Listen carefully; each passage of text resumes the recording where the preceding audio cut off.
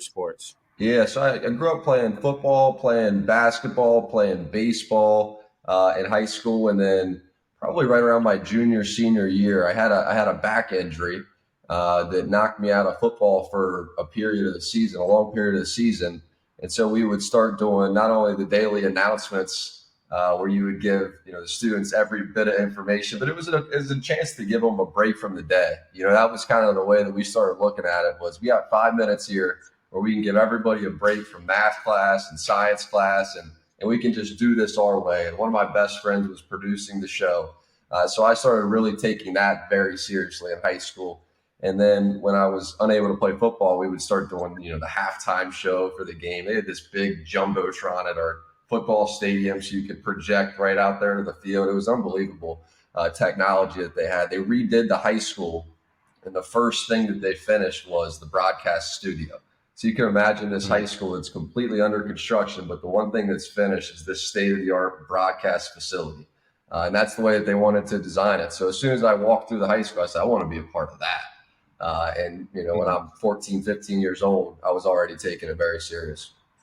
Now, obviously, it's funny sitting down and speaking with you now. I told Croft this a couple months back.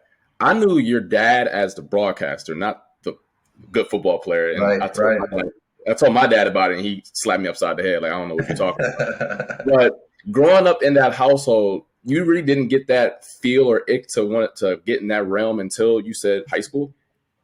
Yeah, well, I mean, it was probably the first opportunity. It was the first time where I've been around, and it wasn't like I went straight into broadcasting. I wanted to be a cameraman, to be completely honest with you. So the class was called Introduction to Filmmaking.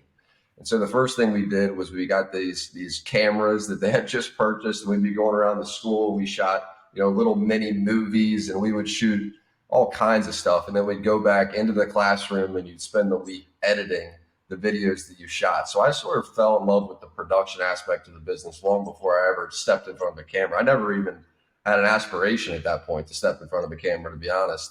And I did that for probably a year or so, and then they had a rotation where they had everybody in the class that would host the announcements. You had to go try it. I'm like, man, I want nothing to do with that.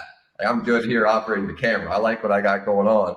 And so then we went out there and did it. I was nervous as heck, horrible at it. And but you sort of got to get your first reps and first experience there with relatively nobody watching, where I feel like most people, it takes until well down the line. The cool thing about today's world is you got these podcasts and you got, stuff like this where you can start at a young age. And my guess is you have a lot of people out there who are getting those reps in this way now, but life was a little bit different a few years ago.